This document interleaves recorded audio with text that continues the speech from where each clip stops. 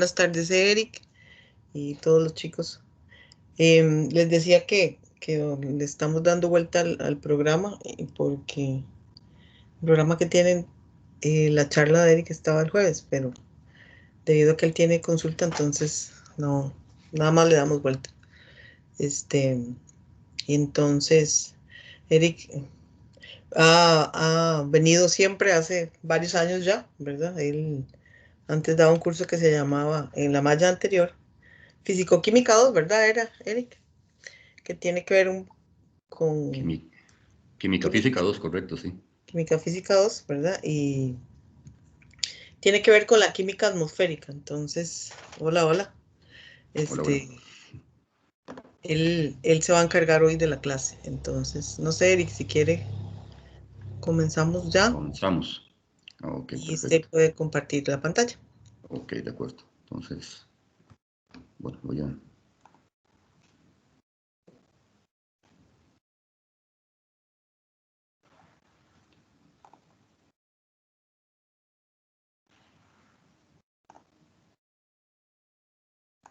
Ahí se está grabando. Aquí. Y sí,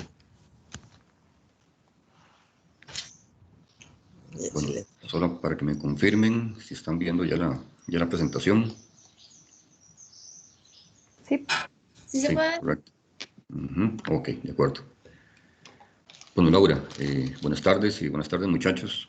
Bueno, como dice Laura, desde hace algunos años, ya no me acuerdo cuántos semestres, cuántos años han sido, bueno, que yo he estado colaborando a Laura, dándoles una charla sobre, bueno, un tema que se puede denominar como química física de la atmósfera, igual a como se llamaba el curso que antes había. Es que en realidad este curso antes era química física 2, bueno, pero en realidad es un curso sobre química física de la atmósfera. Entonces, en realidad esta charla está basada en ese curso que antes se daba. Siempre quedó pendiente de abrirlo como un curso opcional, pero no ha pasado de eso. Entonces, bueno, voy a presentarles estos temas. Obviamente, muchachos, es un resumen rápido, ¿verdad? Esto de química física de la atmósfera es un tema bastante amplio, como vamos a ver más adelante.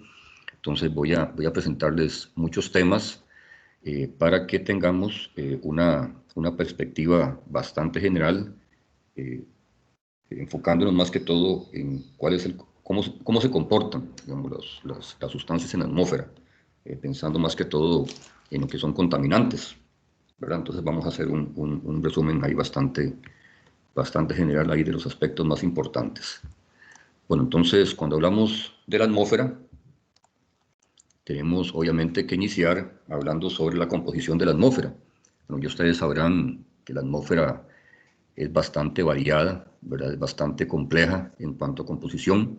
Ahí tenemos que hablar no solamente de los componentes mayoritarios, ¿verdad? De los que todos conocemos, el oxígeno, nitrógeno, argón, etcétera, etcétera, sino también de una gran cantidad de cientos de otros posibles compuestos minoritarios, inclusive algunos a nivel de trazas, que en cierto momento pueden ser importantes desde el punto de vista que algunos de ellos pueden ser contaminantes y presentar algún tipo de daño en los seres vivos, ¿verdad? Que es el aspecto en el que más pueden afectar. Bueno, aquí hay una pequeña lista, ¿verdad? Obviamente quedamos cortos en esta lista que les presento acá sobre algunos de los componentes minoritarios, los que son, digamos, a nivel de trazas, que también, como les mencioné, hay que considerar, ¿verdad? Entonces, aquí también tenemos que mencionar que algunos tienen tanto origen natural como origen antropogénico, otros solamente tienen origen antropogénico. También tenemos que mencionar que algunos presentan diferentes procesos de transformación al estar en la atmósfera.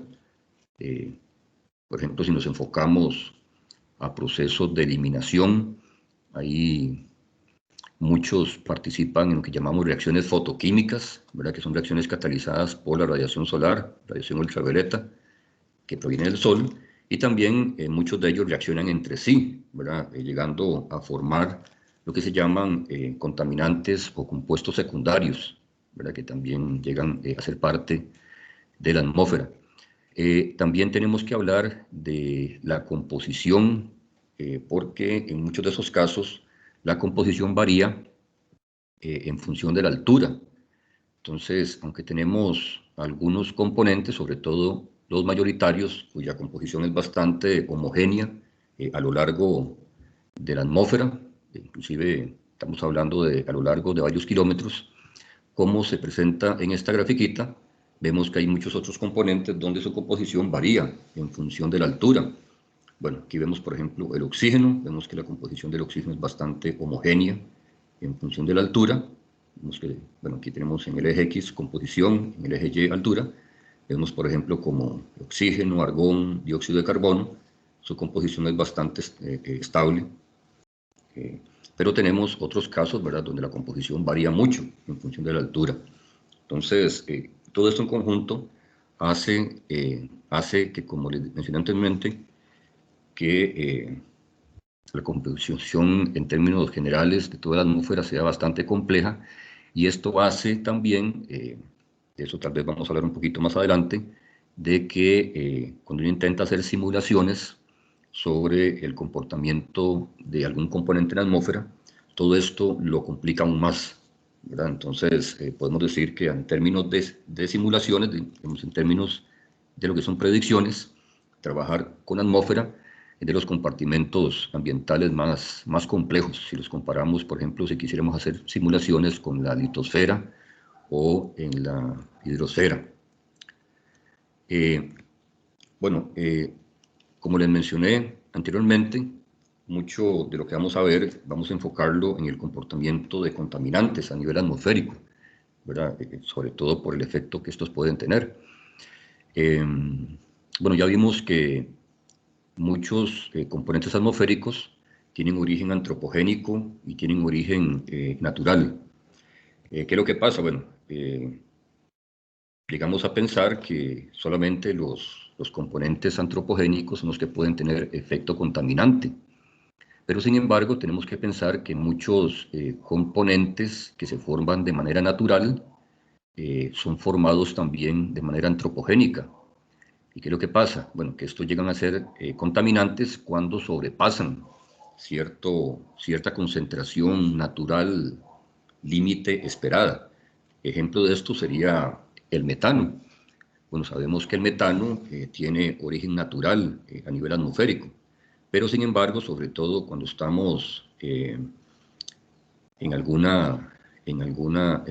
lugar particular, puede ser que exista origen antropogénico de metano, tal que la concentración local, digamos en alguna ciudad, algún pueblo, pueda incrementarse sobre los niveles naturales, sobre la concentración natural, y esto lo convierte en un contaminante.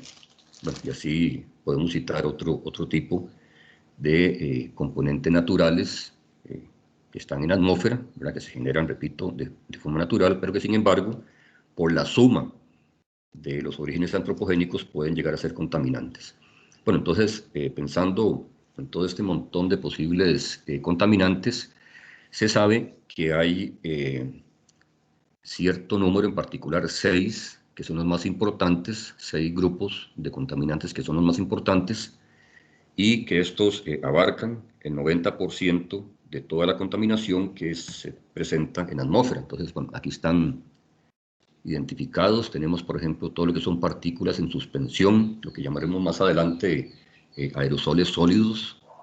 También tenemos los óxidos de azufre, óxidos de nitrógeno, bueno, que están identificados como SOX o NOx, ¿verdad? Pero ahí abarca el óxido de azufre, el dióxido de azufre, igual que el óxido de nitrógeno o el dióxido de nitrógeno. También tenemos lo que son compuestos orgánicos volátiles, ¿verdad?, los COPs, pero exceptuando el metano. Luego tenemos monóxido de carbono y el amoníaco. Entonces, esos 6 tipos de contaminantes serían los que abarcan el 90% en promedio de la contaminación total que podemos encontrar en la atmósfera. Bueno, obviamente aquí la lista incluye más, pero son menos importantes y su efecto llega a ser un poco más localizado. Esos contaminantes son los que están distribuidos prácticamente en toda la atmósfera, ¿verdad? Los estamos citando acá. El resto, que están mencionados acá, repito, su efecto puede estar localizado en cierta zona, ¿verdad?, donde se emitan de forma significativa, ¿verdad? Entonces, por eso es que no están considerados así como de importancia en términos globales, en términos generales. Bueno, en este sentido, por ejemplo, aquí les menciono, bueno, esto es un trabajo, una investigación que se hizo en la ciudad de Los Ángeles.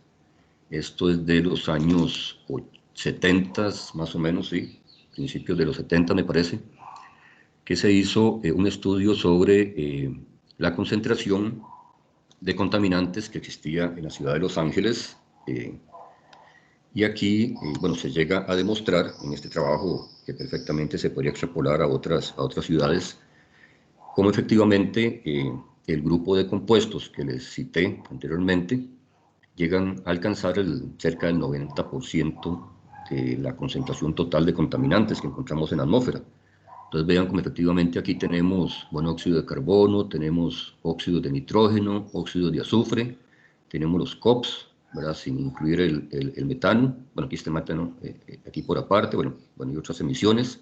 Pero vean cómo, en este caso, entre el CO2, óxido de nitrógeno, óxido de azufre y los COPs, excepto el metano, ya estamos abarcando cerca del 90% de la contaminación. Bueno, inclusive aquí estamos dejando por fuera, aquí no están los aerosoles sólidos, ¿verdad?, que también son importantes. Entonces vean que si agregamos aerosoles, ahí podría incluir, aumentarse sobre el 90% la contaminación total, ¿verdad?, en la cual están aportando esos contaminantes, o este grupo de contaminantes. Bueno, ahora, comportamiento de contaminantes en la atmósfera. Bueno, como les mencioné, cuando uno trata de visualizar, sobre todo si le interesa a uno simular o tratar de darle seguimiento al comportamiento de contaminantes a nivel atmosférico, el asunto se complica, pero no solamente por la composición, ¿verdad?, de la que ya hablamos, sino también por toda la cantidad de posibles procesos en los cuales pueden participar estos contaminantes y que habría que tomar en cuenta a la hora que uno quiera simular el comportamiento de estas sustancias. Bueno, aquí en esta grafiquita aquí está mencionado algunos de los comportamientos, algunos de los procesos en los cuales pueden participar las sustancias que están presentes en la atmósfera. Ahí tenemos que hablar, bueno, pensemos en una sustancia que se emite a la atmósfera, digamos, de alguna forma. Esta sustancia puede absorberse en lo que son partículas en suspensión, llamadas aerosoles, que esas partículas pueden ser partículas sólidas o partículas líquidas. El contaminante sorbido o absorbido sobre estas partículas puede transportarse grandes distancias, como vamos a hablar más adelante. Luego, en función de factores como temperatura, presión, estos contaminantes pueden desorberse, ¿verdad?, a cierta altura o a cierta distancia del sitio de donde se emitieron, debido al transporte que les brinda el hecho de que se absorban sobre partículas de aerosoles. También tenemos que hablar de las reacciones que pueden presentar ese contaminante que se emite a la atmósfera. Puede reaccionar con otras moléculas, reacciones que ya les comenté, que muchas de ellas son catalizadas por la radiación solar, por eso se llaman reacciones fotoquímicas.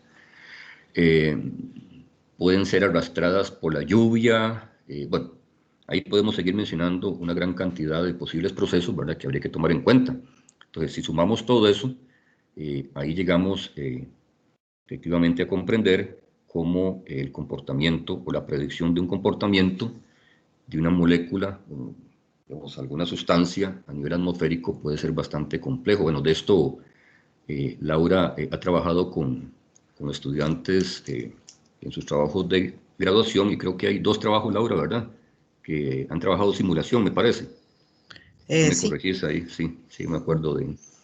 Vamos a verlo en la próxima clase, precisamente Bueno, perfecto, los excelente. resultados de esas investigaciones que hicieron los Sí, porque compañeros de ellos. pues son situaciones interesantes y, bueno, también, bueno, seguramente vos ya les habrás metido de la cuñita, ¿verdad? Pero es un área bastante interesante para trabajar, ¿verdad? Sí. Los que, digamos, a futuro, ¿verdad? Los que quieran trabajar en este tema, hay mucho ahí que se puede hacer.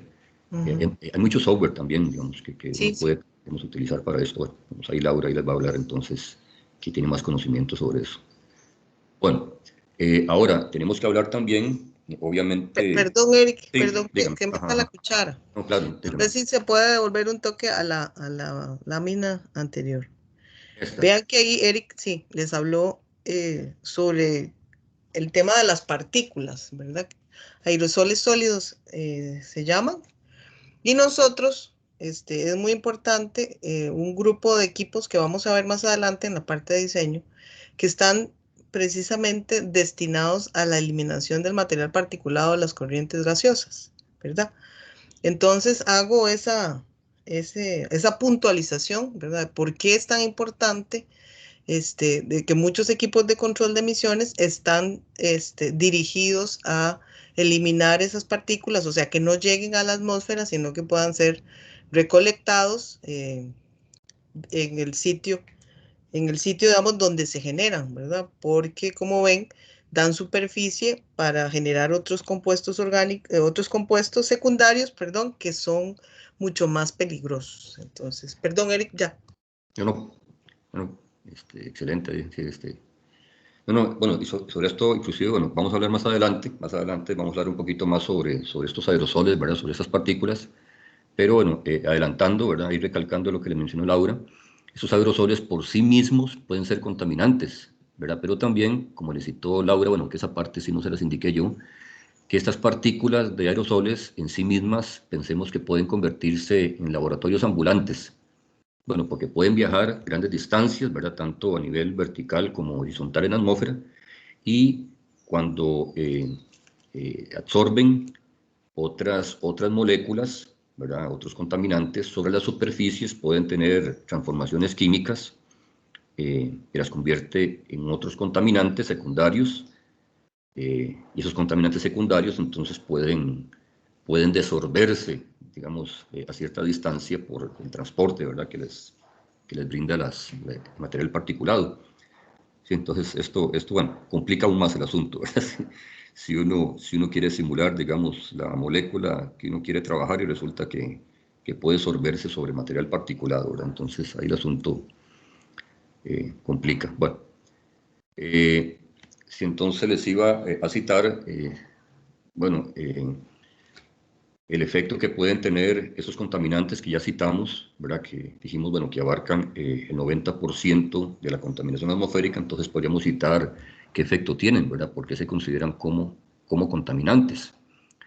Bueno, si uno busca la definición de lo que es contaminante atmosférico, bueno, ahí hay diversa literatura, uno va a encontrarse, bueno, que se considera contaminante atmosférico cualquier sustancia que puede afectar eh, a los seres vivos, pero no solamente a seres vivos, hay textos ahí que amplían que inclusive contaminante ambiental es cualquier sustancia, bueno, que aparte de poder afectar a los seres vivos, también puede afectar instalaciones, por ejemplo, superficies de instalaciones, digamos que se utilizan, bueno, que son utilizados por los seres vivos, ya sea para protección, para vivienda, etcétera, etcétera, ¿verdad?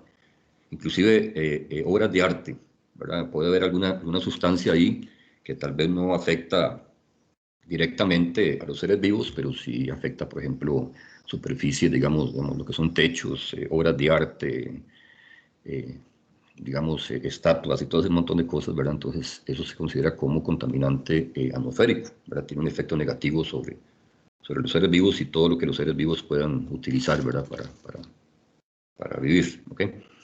Entonces, bueno, aquí tenemos un cuadro donde nos indica el efecto principal que pueden tener estos contaminantes que hemos venido hablando, que abarcan el 90%. Entonces, por ejemplo, ahí tenemos que los óxidos de azufre, el primero que está aquí en la lista, eh, participa o tiene un efecto contaminante porque acidifica, por ejemplo, la atmósfera, o sobreacidifica, ¿verdad? Si queremos verlo así.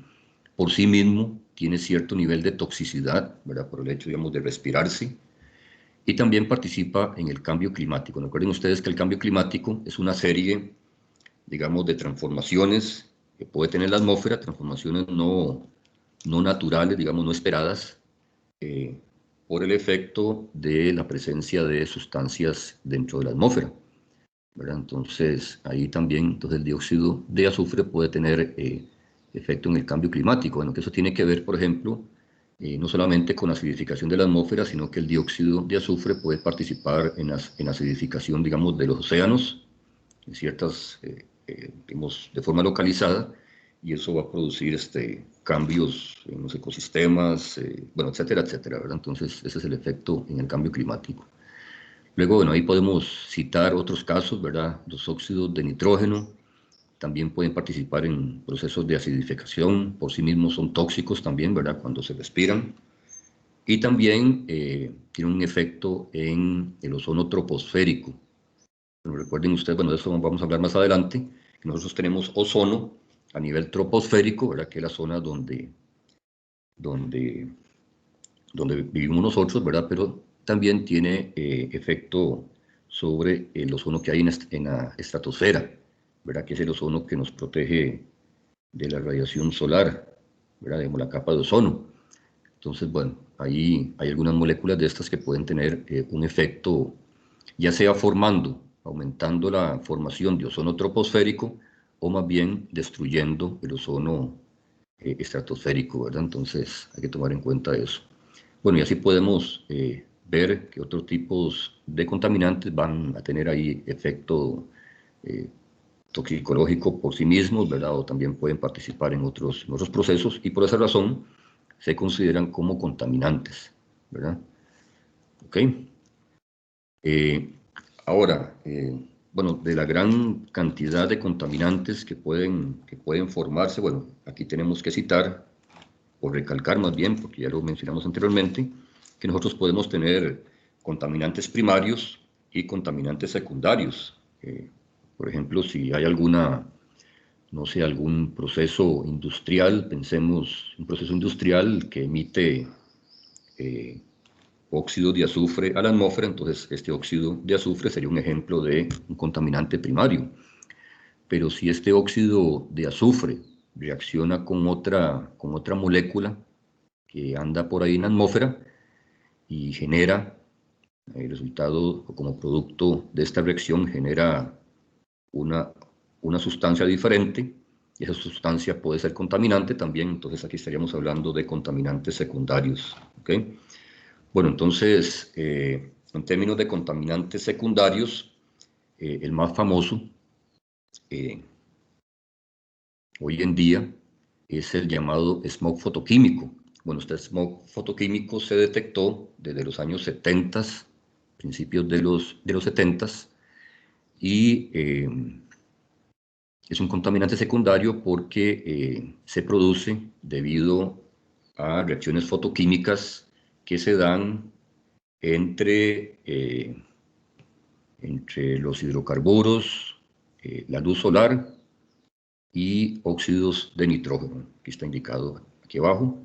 Entonces, la mezcla hidrocarburos, ¿verdad? Todos los residuos de hidrocarburos que se emiten a la atmósfera, sobre todo de origen, bueno, la flota vehicular, bueno, y por otros procesos, a los óxidos de nitrógeno, ¿verdad? Que también son emitidos a la atmósfera por la flota vehicular y por otros procesos, más la radiación solar. Entonces tenemos ahí la reacción fotoquímica que llega a formar este famoso smog fotoquímico, que es una mezcla de una serie de componentes oxidantes bastante fuertes, como lo son el ozono, peróxido de hidrógeno, peróxidos orgánicos, compuestos nitrogenados como el PAN, que son, como les mencioné, sustancias sumamente oxidantes, y su efecto oxidante es el que los convierte en contaminantes,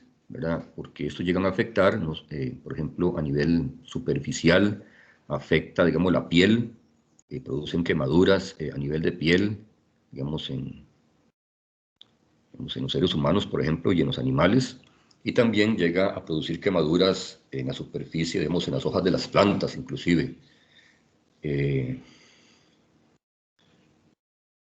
Inclusive hay ciertos lugares, hay ciertos países que esto lo tienen bastante controlado y emiten alertas diarias, ¿verdad? Ellos constantemente están monitoreando, bueno, estamos hablando, digamos, de países que tienen un desarrollo bastante importante en el nivel de detección de contaminantes, entonces ellos constantemente están monitoreando, por ejemplo, la concentración de hidrocarburos, concentración de óxido de nitrógeno, y están monitoreando la radiación solar, ¿verdad?, que está llegando, y de esa forma logran predecir los momentos en los cuales podría haber picos de formación de este smog fotoquímico. Entonces, bueno, no sé si ustedes habrán visto que hay en estos países, bueno, que se da sobre todo en ciudades bastante pobladas, ¿verdad?, por lo de la flota vehicular, que recomiendan, por ejemplo, usar mascarillas. Bueno, en esta época nosotros ya estamos acostumbrados a eso, ¿verdad?, pero antes no. Pero ustedes observan, digamos, hay países donde ya, o ciudades, ¿verdad?, donde ya recomiendan usar mascarillas desde hace bastante tiempo por el asunto de este smog fotoquímico. Inclusive recomiendan hasta no salir de las casas, ¿verdad? Tratar de evitar ciertas zonas para reducir el que se respire ese tipo de smog fotoquímico, ¿verdad? O se está expuesto a ese tipo de smog fotoquímico. Bueno, el nombre de smog es una mezcla, bueno, de los términos en inglés de humo más niebla, ¿verdad? Smoke más fog. Bueno, ya vamos a ver que esto tiene origen, este nombre de smog que se le acuña es por similitud al comportamiento que tenía otro tipo de contaminante que se dio varios siglos atrás. Ya vamos a ver eso. Okay, bueno, entonces ese sería el contaminante secundario más importante y más dañino, ¿verdad?, por todos los efectos que tiene. Bueno, entonces, siguiendo con este nombre de smog, vamos a compararlo con otro smog que se dio de forma significativa durante el siglo XVII, sobre todo en los países al norte de Europa. Pensemos, digamos, en Inglaterra. Por ejemplo, bueno, si uno ve películas ambientadas en esa época, siglo XVII, siglo XVIII, uno siempre escucha del famoso smog, digamos, de la ciudad de Londres. Lo que pasa es que ese smog, cuando uno lo tiende a relacionar con neblina, ¿verdad? Entonces, en las películas el famoso smog lo tienden a representar como si fuera una neblina, ¿verdad? Una neblina sin ningún efecto, ¿verdad?, simplemente vapor de agua. Pero el verdadero smog, ¿verdad?, digamos, en esa época, siglo XVII, principios del siglo XVIII, era una mezcla contaminante que es similar a la que tenemos hoy en día, pero su origen era un poco diferente, su composición química era un poco diferente y también el comportamiento era un poco diferente. Bueno, en términos generales, el smog que tenemos hoy en día, el famoso smog fotoquímico, tenemos que, bueno, ya vimos la composición, ¿verdad? Una serie de compuestos bastante oxidantes, ¿verdad? Ozono, peróxidos orgánicos, peróxido de hidrógeno, etcétera, etcétera. Ya vimos el origen, ¿verdad?, que es la reacción fotoquímica entre compuestos, entre hidrocarburos y óxidos de nitrógeno catalizada por la radiación ultravioleta. Como se requiere de la radiación ultravioleta, se requiere de la radiación solar, ¿verdad?, para que se dé esta reacción fotoquímica.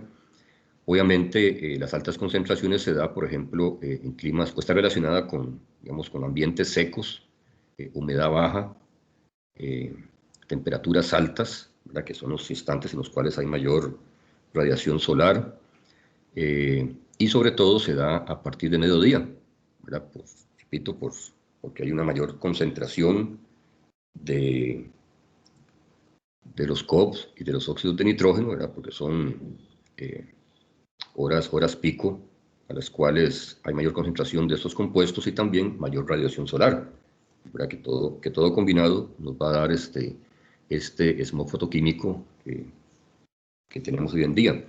¿Cuál era la composición, bueno, el origen, la composición y los efectos que tenía el otro smog, ¿verdad? Que existía en Londres, digamos, en los países del norte de Europa? Bueno, aquí el origen era el uso del carbón mineral como fuente de calefacción de los hogares. Bueno, antes de la forma de calentarse, sobre todo digamos, en las épocas frías, era utilizar carbón mineral para meterlo en ciertas estufas. Entonces estas estufas eran las que producían, digamos, el calor con el cual podrían sobrevivir en las épocas frías, digamos, en las temporadas frías. ¿Qué es lo que pasa? Al quemarse, este carbón mineral desprendía óxidos de azufre y partículas de hollín. ¿Qué es lo que pasa? Esos óxidos de azufre y partículas de hollín, al pasar a la atmósfera, se mezclaba con el vapor de agua y producía ácido sulfúrico y aerosoles formados por sulfatos, ¿verdad? Por sulfatos. Entonces, esta era la composición del smog de esa época. Entonces, ¿qué es lo que pasaba? Que el smog estaba formado por neblina, la cual estaba contaminado por ácido sulfúrico y por estos aerosoles de sulfatos. Y esa neblina tenía una coloración parda, ¿verdad? Un pardo oscuro. Y bueno, hay reportes de la época, ¿verdad? Donde esta neblina o este smog, digamos, de esa época, manchaba la ropa, manchaba las paredes. Bueno, la gente moría por estar respirando eso, ¿verdad? Entonces tenía, digamos, un efecto similar al que tenemos hoy en día. Bueno, aquí indica, bueno, que sí, por el origen, ¿verdad? Yo les dije que ahí uno de los componentes que participaba en la formación de este smog era la humedad del aire. Entonces, obviamente, en los momentos en los cuales se aumentaba la humedad relativa, eran los momentos donde se producía mayor cantidad de este smog.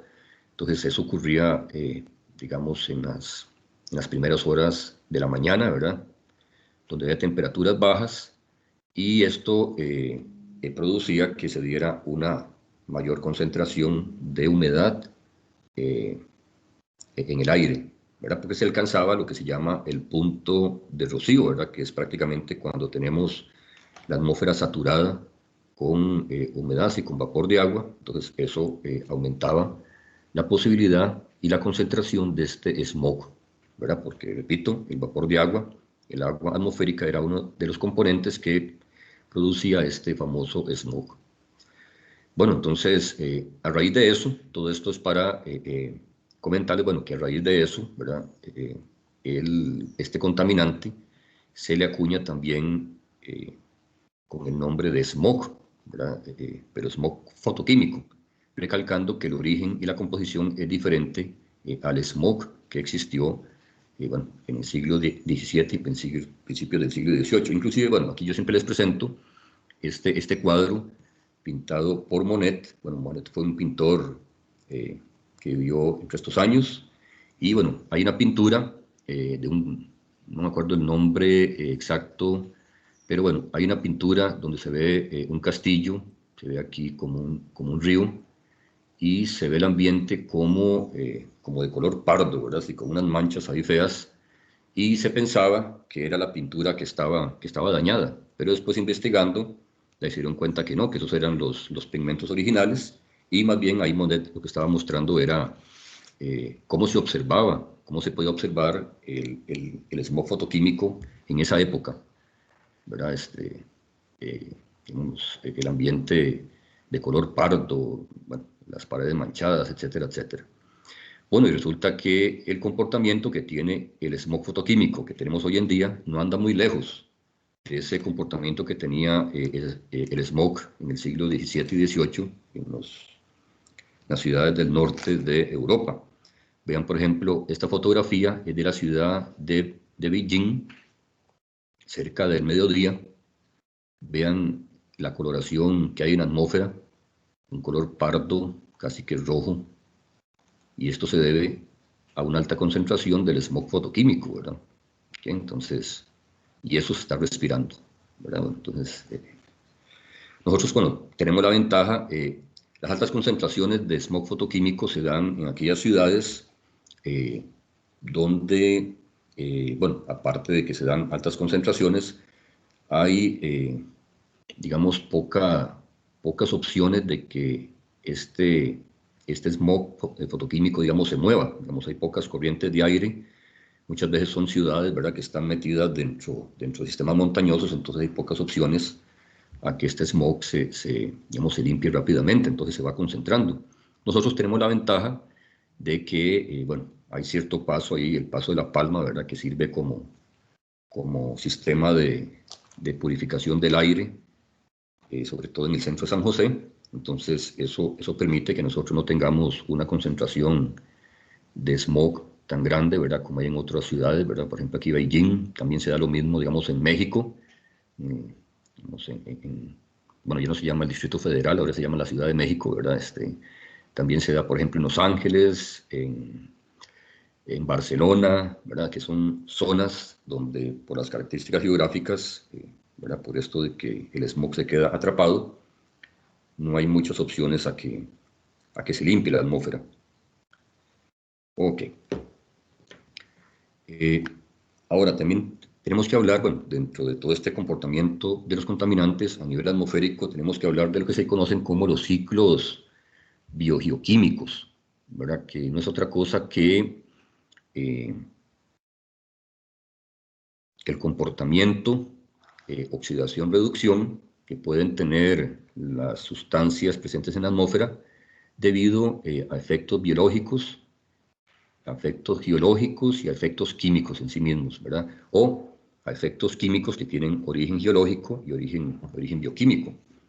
Entonces, aquí, como para resumir, tenemos que pensar que los cuerpos de agua y la tierra firme son compartimentos ambientales que son principalmente reductores, si los comparamos con la atmósfera, ¿verdad? No, eso no quiere decir que digamos que en tierra firme o en cuerpos de agua no se den procesos de oxidación, ¿verdad? Pero si los comparamos con la capacidad oxidativa que tiene la atmósfera, ¿verdad?, por su composición,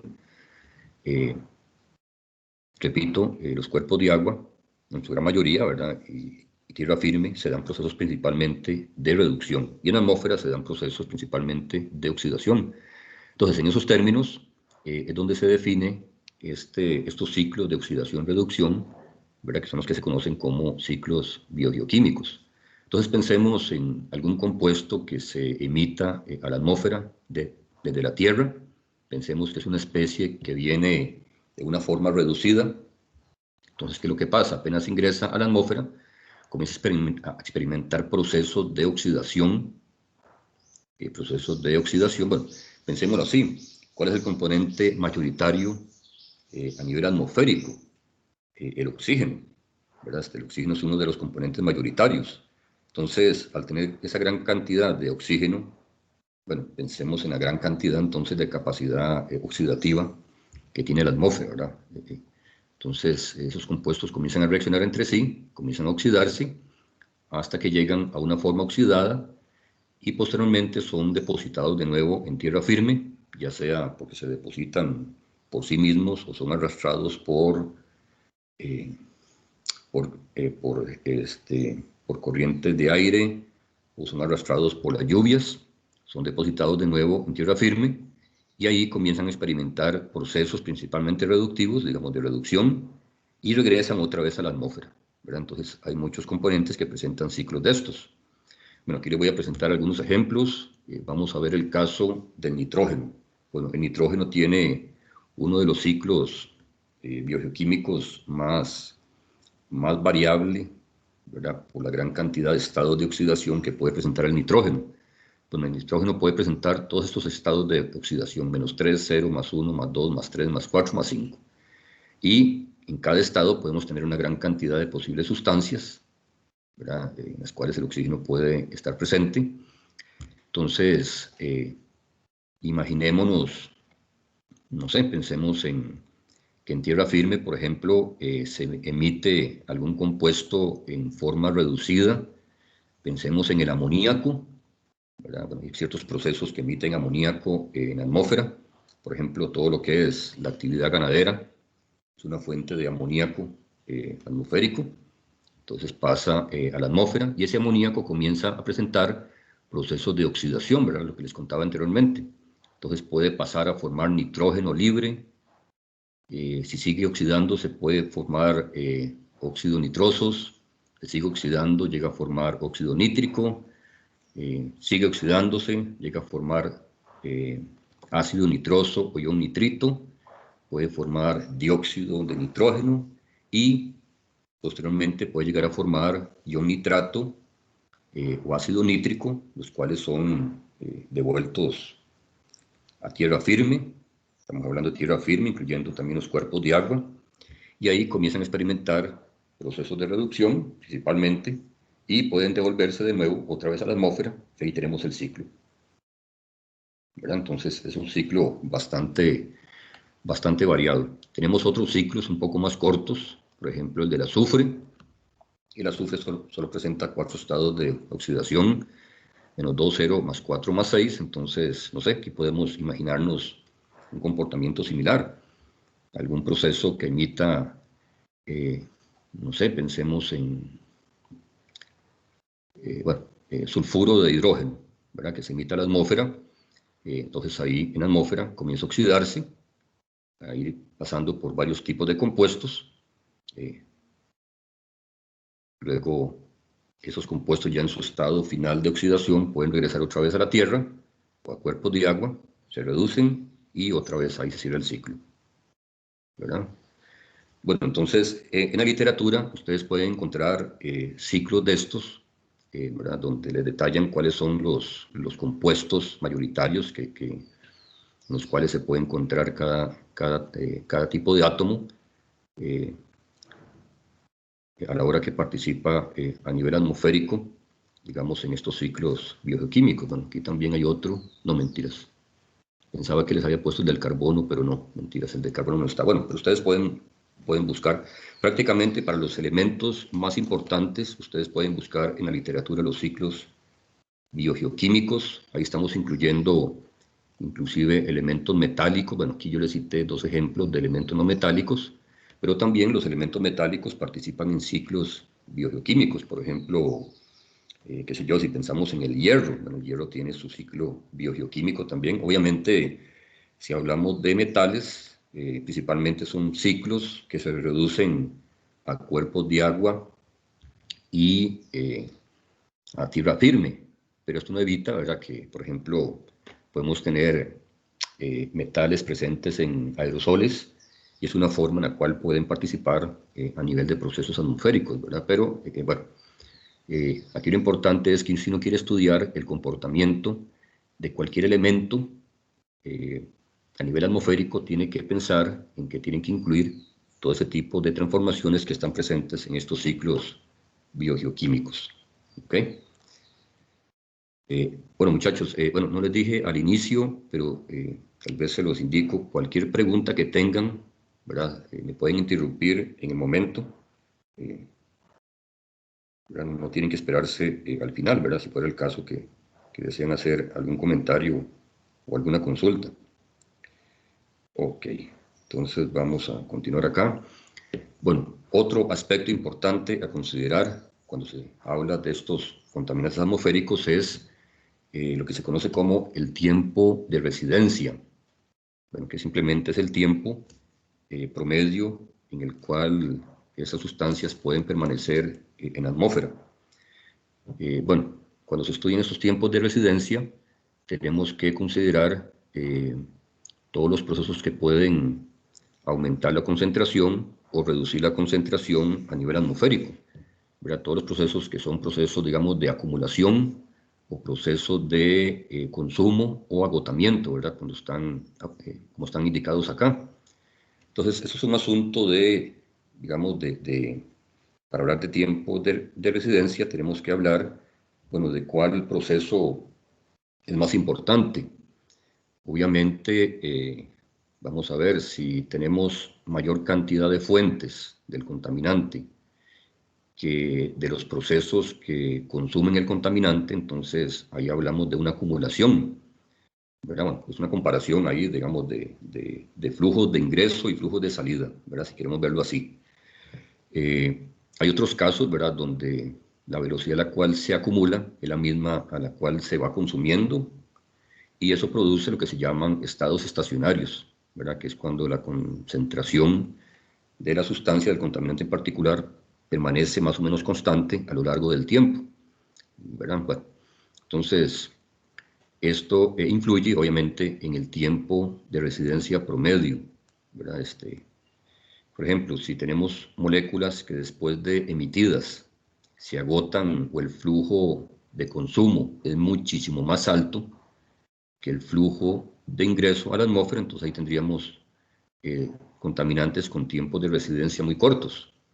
Lo contrario también ocurre, ¿verdad? Si tenemos una mayor emisión, flujos de emisión mucho mayores que los flujos que implican el agotamiento o el consumo de esos contaminantes, entonces tendríamos tiempos de residencia mayores, ¿verdad? Entonces vean que todo esto hay que tomarlo en cuenta.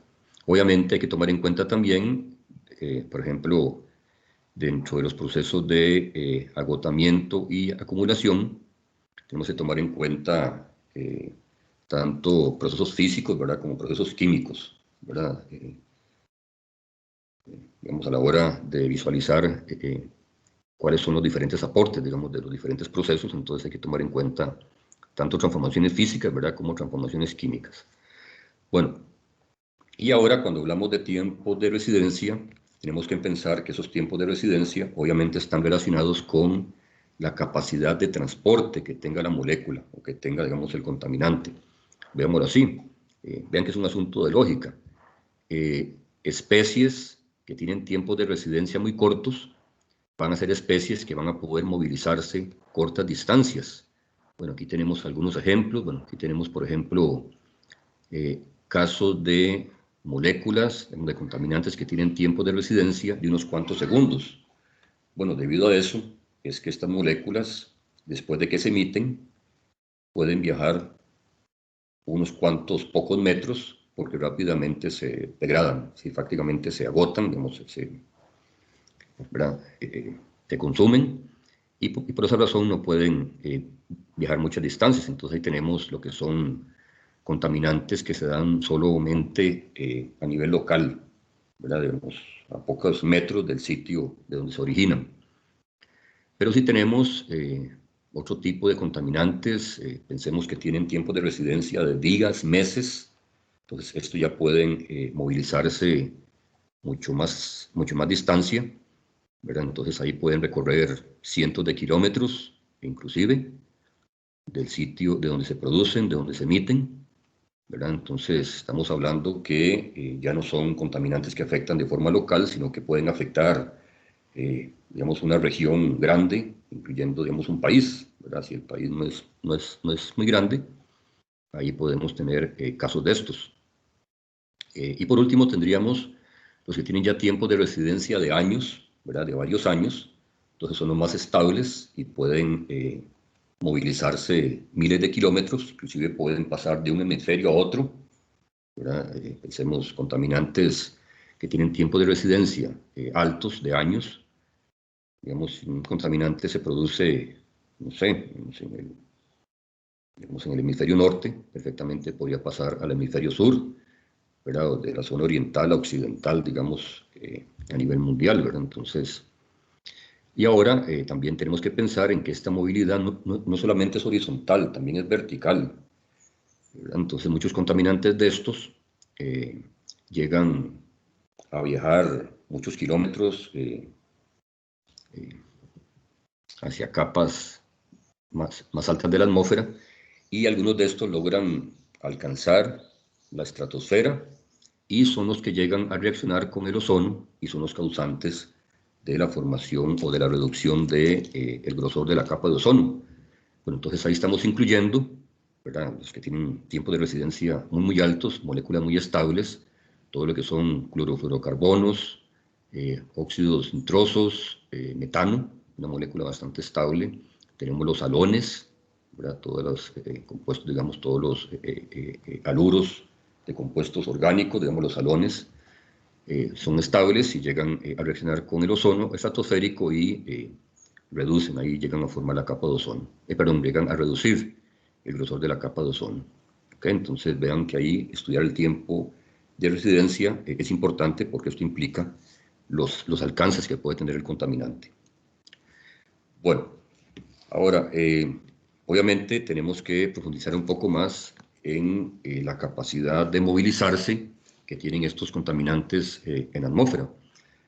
Para eso tenemos que hablar sobre el origen de digamos, de la movilidad que tienen esos contaminantes en la atmósfera. Bueno, en pocas palabras vamos a indicar que la movilidad, bueno, ustedes lo conocen, ¿verdad? Que la movilidad o el principal fuente de movilidad que tienen los contaminantes en la atmósfera se debe al movimiento de las masas de aire, ¿verdad? Lo que llamamos vientos, que serían los movimientos a nivel horizontal, y las corrientes de aire, que son las que definen el movimiento a nivel vertical, ¿verdad? Entonces, todas estas en conjunto es la digamos, la primer fuente de movilidad que pueden tener cualquier molécula a nivel atmosférico. Y para entender cuál es el comportamiento de los vientos en términos globales o en términos locales, tenemos que entender un poco cuál es el origen de estas corrientes o de los vientos, ¿verdad? El movimiento de las masas de aire, tanto verticales como horizontales. Bueno, si queremos verlo en términos primero horizontales, ahí tenemos que hablar de la forma en la cual la Tierra se calienta. Bueno, bueno, debido a la forma que tiene la Tierra, ya todos conocemos, ¿verdad? Porque es tema bueno, que se ha tratado, o que uno puede buscar por la forma que tiene la Tierra. Los polos reciben la radiación solar a ángulos muy cerrados en comparación con las zonas que están más cerca del Ecuador, ¿verdad? Entonces, por esta razón, ¿verdad? Por este ángulo bastante cerrado, entonces, digamos, la capacidad de radiación o la capacidad, digamos, de radiación que llega, más bien, la cantidad de radiación que puede absorber la Tierra a nivel de los polos es muchísimo más pequeña que la que se absorbe en las zonas cercanas al Ecuador. Bueno, entonces, bueno, aunque la Tierra gira y rota, ¿verdad? A lo largo del año, y tenemos ahí las diferentes estaciones, bueno, que están indicadas acá.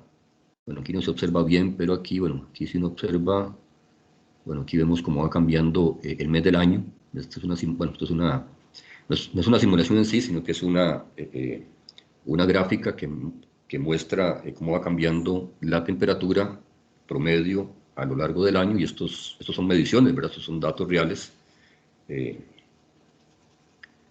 se han graficado acá, lo que se han mostrado acá. Entonces vemos cómo en términos promedios, ¿verdad? Aunque tenemos esos cambios de las épocas del año, de las estaciones del año, vemos cómo en promedio los polos son más fríos que las zonas cercanas al Ecuador. Bueno, aquí entre más azul es más frío, entre más rojo es más caliente, ¿verdad? Entonces, ahí en promedio vemos que eso es lo que se presenta. ¿Ok? Entonces, eso lo que produce es esa diferencia prácticamente durante todo el año de las temperaturas a nivel global, digamos, de toda la Tierra. Entonces, ¿qué es lo que pasa? Bueno, pensemos en lo siguiente. Voy a torturarles un poquito y vamos a recordar gases del curso de termodinámica. Bueno, algo básico que ustedes conocen. ¿Qué es lo que le pasa a un gas en términos del volumen que ocupa cuando se enfría versus cuando se calienta? ¿Qué es lo que esperaríamos? A ver, voy a ponerlos a hablar un poquito porque están muy callados. A ver, alguien que me quiera indicar ahí qué es lo que le pasa a un gas en términos, sí, digamos, lo esperado, cuando se calienta versus cuando se enfría, en términos de volumen. Cuando se calienta se expande. Se expande, ¿verdad? Exactamente, ¿verdad? Cuando el gas se calienta se expande y cuando se enfría ocurre lo contrario, ¿verdad? Ok, perfecto. Entonces, apliquemos esto a nivel de atmósfera. Bueno, pensemos en masas de aire. Pensemos que las masas de aire que están cerca del ecuador se van a calentar en promedio, ¿verdad? Sí, durante todo el año. Mientras que las que están cerca de los polos se van a enfriar. Entonces pensemos en lo siguiente, las que están cerca del ecuador, ¿verdad? Como indicó la compañera, se van a expandir, van a aumentar su volumen, y las que están cerca del ecuador se van a comprimir, van a reducir su volumen. Entonces, ¿qué es lo que ocurre?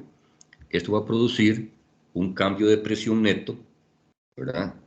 Donde se expande va a haber mayor presión, donde se comprimen va a haber menor presión. Entonces esa diferencia en presión es la que va a provocar que haya un movimiento neto de grandes masas de aire hacia los polos, ¿verdad? Hacia los polos, ¿ok? Entonces eso es lo que está indicado acá.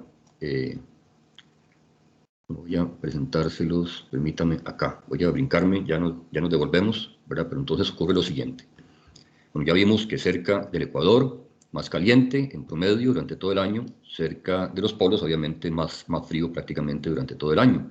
Entonces, ¿qué es lo que pasa? Como dijo la compañera, aquí las masas de aire se van a calentar, van a ascender, y como las que están en los polos se van a enfriar, van a reducir su volumen, entonces estas van a descender. Entonces hay una diferencia en presión, ¿verdad? Es como que usted quitara, vamos a ver, como que reduciera el volumen, digamos, en una parte, lo aumenta en otro, entonces tiende, digamos, el que se aumenta tiende a sustituir donde se ha reducido el volumen, ¿verdad? Entonces por eso es que se da este movimiento de las masas de aire hacia los polos.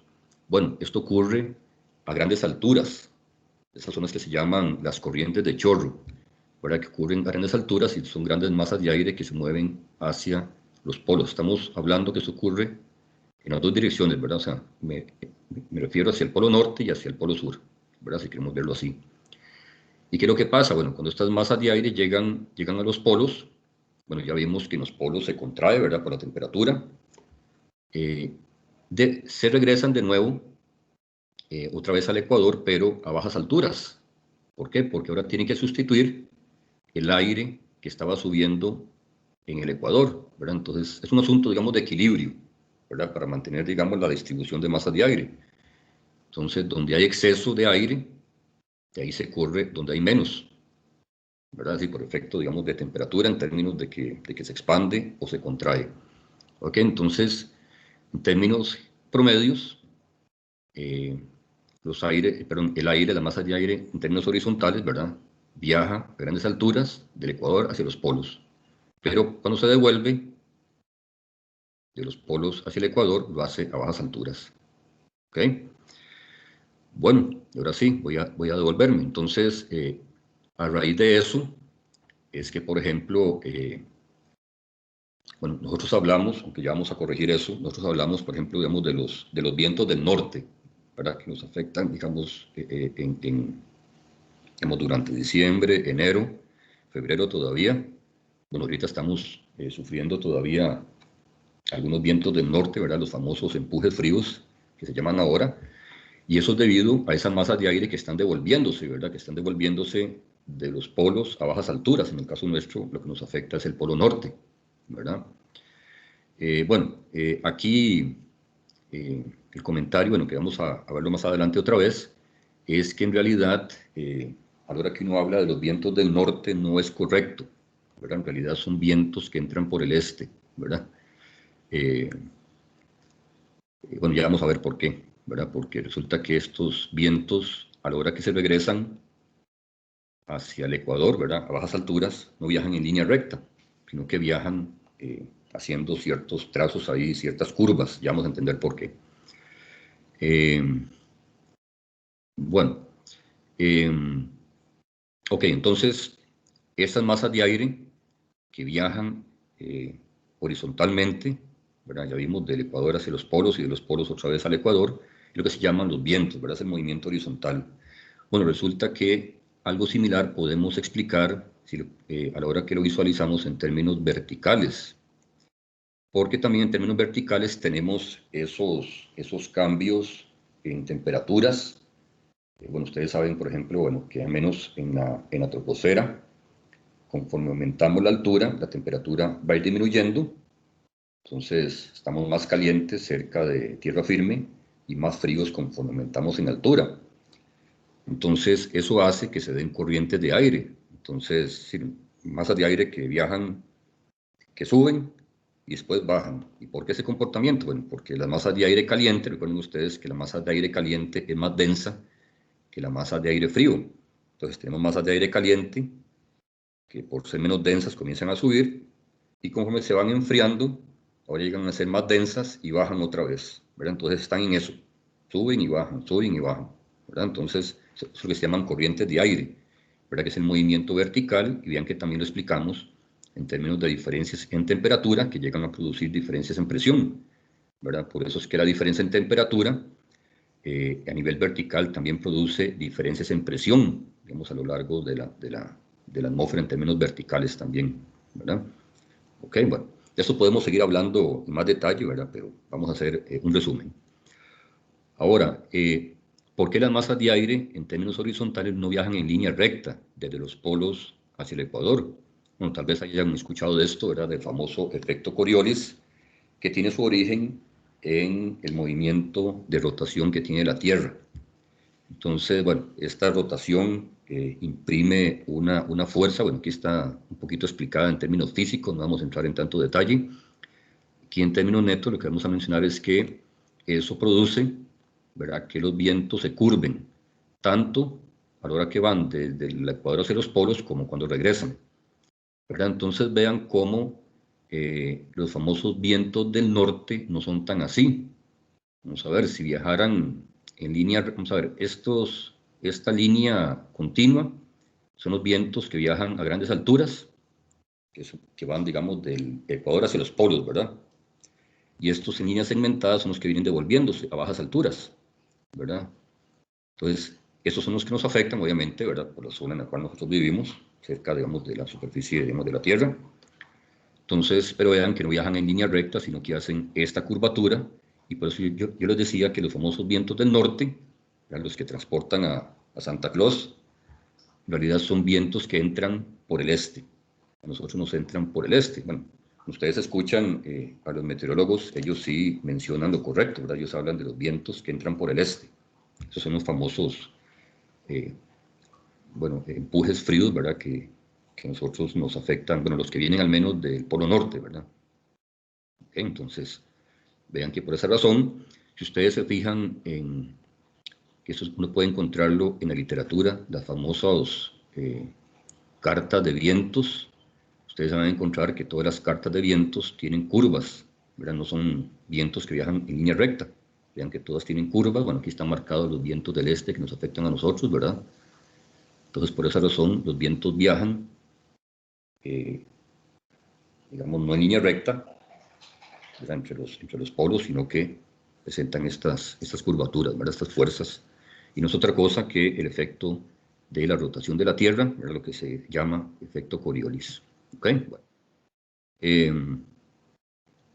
Vamos a ir avanzando un poquito acá.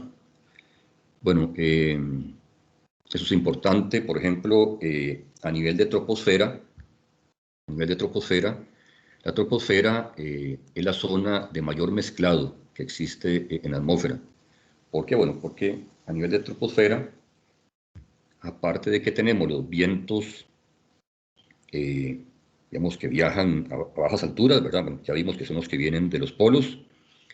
Ya vimos que también tenemos los vientos, las corrientes de aire que suben y bajan. Entonces imagínense cómo se comporta eso, masas de aire que van viajando a nivel horizontal y otras masas de aire que viajan a nivel vertical. Entonces por esa razón es que la troposfera se convierte prácticamente en una licuadora, ¿verdad? Entonces por eso es que la troposfera, o una buena porción de la troposfera, es bastante homogénea en términos de composición. Bueno, lo que se llama, vamos a hablar de esto un poquito, digamos, lo que se llama la capa límite de la atmósfera, que tiene alrededor de 1 o 2 kilómetros de altura. Esto cambia en función de la época del año y todo eso.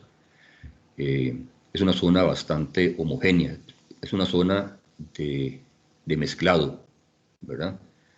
Por eso es que, como les indiqué, en esta capa límite, es donde la composición es bastante homogénea en términos de composición química, ¿verdad? ¿Ok?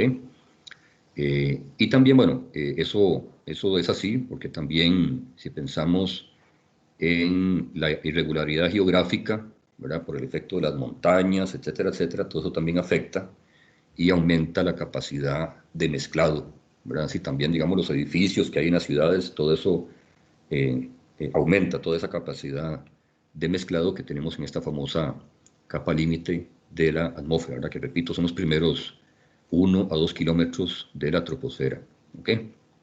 Bueno, ahí tenemos que hablar también de todo lo que es flujo laminar, flujo turbulento, etcétera, etcétera, ¿verdad? Pero obviamente no entramos en detalle en eso. Está muy callado, muchachos, no tienen ninguna duda. Todo está quedando claro. Bueno, ok. Bueno, seguimos ahora acá con ese transporte de las masas de aire. Bueno, obviamente, vean que al hablar de todo este movimiento de las masas de aire, tenemos que imaginarnos que los contaminantes van ahí metidos, ¿verdad? Entonces, todo este movimiento de masas de aire horizontal, vertical, es lo que explicaría el transporte que presentan las masas de aire, todos los contaminantes, ¿verdad? Que se ven arrastrados por el movimiento de estas masas de aire.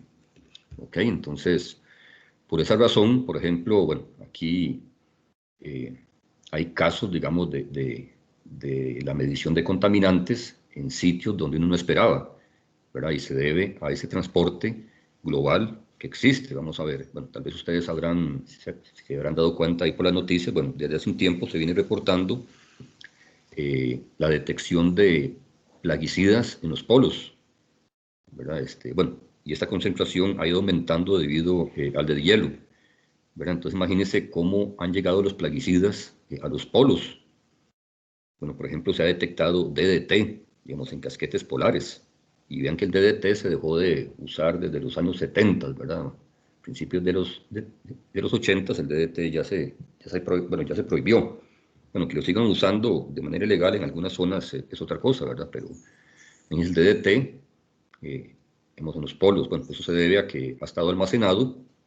Bueno, primero que ha llegado, ¿verdad? Por el efecto por el arrastre, digamos, de los vientos, y ahora se está regresando a la atmósfera en los polos por todo el deshielo. Y también se han detectado, por ejemplo, metales pesados. Por ejemplo, se ha detectado en los polos platino y paladio. Y uno dice, bueno, ¿de dónde viene el platino y paladio en los polos? Bueno, eso se debe al uso de, bueno, la teoría que hay, bueno, parece que ya lo han demostrado, se debe, bueno, ustedes saben que el paladio y el platino los usan como superficies en los catalíticos de los vehículos. Entonces, bueno, estas partículas se elabora que, bueno, tanto en el proceso, digamos, de fabricación de estos catalíticos como durante el uso, se van desprendiendo partículas a la atmósfera y estas, y ahí tienen, por todo el transporte global que estábamos hablando, tienen destino en los polos. Entonces, parece mentira, pero los polos son los basureros, ¿verdad? Vamos a ver, son como los recolectores, digamos, de mucha contaminación, ¿verdad? ¿Verdad? Por todo este movimiento global que hay de masas de aire hacia los polos. ¿Okay? Y lo interesante acá es que, bueno, aquí hay un comportamiento que vamos a hablar más adelante, que se llama efectos saltamontes. Bueno, que en términos netos lo que produce es que muchos contaminantes, cuando viajan hacia los poros, por las temperaturas frías, ahí se depositan, ¿verdad? Ahí se depositan y quedan ahí, y las masas de aire regresan un poco más limpias, ¿verdad? Cuando se devuelven otra vez al Ecuador, ¿verdad? Por esa razón es que los polos, ¿verdad? Por sus temperaturas bajas, ahí se deposita una gran cantidad, digamos, de contaminantes. ¿Ok? Bueno, ahora, cuando hablamos del transporte de estas masas de aire a nivel horizontal, ¿verdad? Hacia los polos y después de regreso, tenemos que hablar de las famosas celdas. Bueno, resulta que en esta gráfica que les presenté, en este dibujo, parece que las masas de aire viajaran hacia los polos y se devolvieran, digamos, en un solo paso, ¿verdad? Digamos, en una sola etapa. Suben en el Ecuador, y no descansan hasta que bajan en los polos. Pero en realidad se conoce que eso no es cierto. Ya se sabe que hay varias zonas de, digamos, de subida, digamos, o de, digamos, de calentamiento y movimiento vertical de masas de aire que interrumpen el movimiento horizontal de un solo paso, ¿verdad? Que uno podría esperar, ¿verdad? Con base en el dibujo que les mostré anteriormente. Y se sabe entonces que hay esas etapas intermedias, ¿verdad? Digamos, de movimiento vertical. Entonces, todos estos ciclos, ¿verdad? Donde hay corte, si queremos verlo así, hay un corte en el movimiento horizontal hacia los polos y de regreso, es lo que se llaman celdas. Entonces, por ejemplo, bueno, hoy en día se definen 3 tipos de celdas, ¿verdad? Está la celda de Hadley, que es la que está más cerca del ecuador. Luego tenemos la celda de Ferrel, que está a medio camino. Luego tenemos la celda polar, ¿verdad? Porque resulta que estas celdas se dan tanto en el hemisferio norte como en el hemisferio sur, ¿verdad? Entonces, son zonas, digamos, que podemos definirlas, ¿verdad? Donde hay cortes de ese movimiento horizontal hacia los polos, porque hay un movimiento vertical importante, ¿verdad? Entonces, eso es lo que ocurre, ¿verdad? Entonces, son como pequeños ciclos, ¿verdad? Donde el aire se mueve, sube, se transporta, baja otra vez, ¿verdad? Entonces, son como celdas pequeñas, ¿verdad? Es como este movimiento global, pero en pequeñas partes, digamos, en pequeñas celdas, ¿verdad? Entonces, eso es lo que realmente ocurre. Bueno, aquí lo interesante, ¿verdad? A modo de comentario, obviamente aquí podemos extendernos un poco más, pero no es el objetivo. En estas celdas uno puede ubicar zonas donde el aire sube, el aire caliente sube, y otras zonas donde el aire caliente baja. Perdón, otras zonas donde el aire ya frío baja, ¿verdad? El aire caliente sube y otras zonas donde el aire frío baja. Entonces, ¿qué pasa? Las zonas donde el aire caliente sube ese aire caliente va cargado de humedad. Entonces, esas zonas donde el aire caliente sube, que va cargado de humedad, son zonas muy lluviosas, ¿verdad? Entonces, por ejemplo, cercana al Ecuador, por esa razón es que todas las regiones que están cercanas al Ecuador son zonas donde llueve mucho, digamos, en promedio, ¿sí? Durante todo el año. Ahí estamos metidos nosotros, ¿verdad? Entonces, ¿verdad? Porque simplemente es un asunto de que esas masas de aire calientes cargadas de humedad, cuando se enfrían, ese agua condensa y en promedio hay una gran cantidad, digamos, de lluvias durante todo el año. ¿Qué pasa en las zonas donde tenemos que el aire frío baja? Bueno, ese aire frío cuando baja es un aire seco, es aire seco, ¿ok?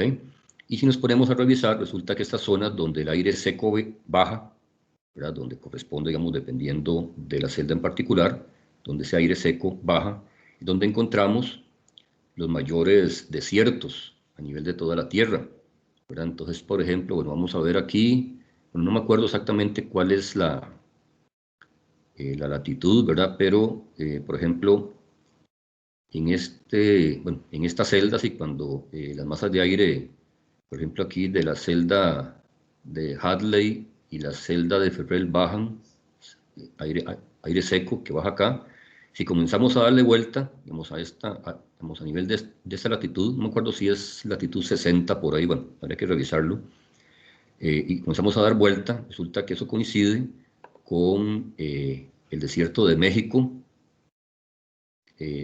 Bueno, si nos devolvemos por acá, coincide con el desierto de México, coincide con el desierto del Sahara, por acá, seguimos dándole vuelta, coincide con el desierto de Gobi, en Mongolia.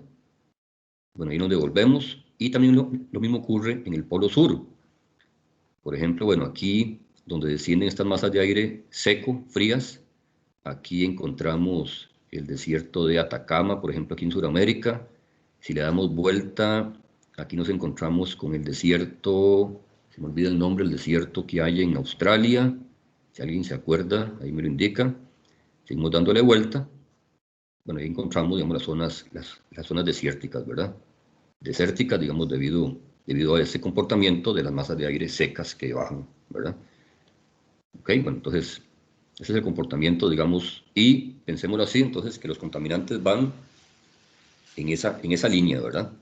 Ok, entonces, por esa razón, por ejemplo, pensemos en que zonas donde sube el aire son zonas que limpian la superficie de la tierra de contaminantes, ¿verdad? Porque van arrastrando los contaminantes. Salada las zonas donde baja el aire, porque eso puede ir cargado de contaminantes, ¿verdad? Entonces, ese es el problema que hay, ¿verdad? Bueno, y vean que por esa razón, vean que en los polos el aire baja, en los polos siempre el aire baja a temperaturas muy, muy bajas, las más bajas de toda la superficie de la Tierra, y por esa razón ahí se concentran, ¿verdad? Los polos funcionan como basureros a nivel global, digamos, de toda la Tierra, ¿ok? Bueno, a raíz de eso, también tenemos que hablar un poco de las velocidades, ¿verdad? A las cuales tanto los vientos, ¿verdad? Movimiento horizontal, como las corrientes de aire, movimiento vertical, viajan, digamos, las masas de aire. Vamos a ver, bueno, obviamente, en términos horizontales, bueno, resulta que, bueno, ya vimos que, vamos a irnos para acá, este grafiquito de acá, bueno, ya vimos que en términos globales tenemos masas de aire que viajan de norte a sur o de oriente a occidente, ¿verdad?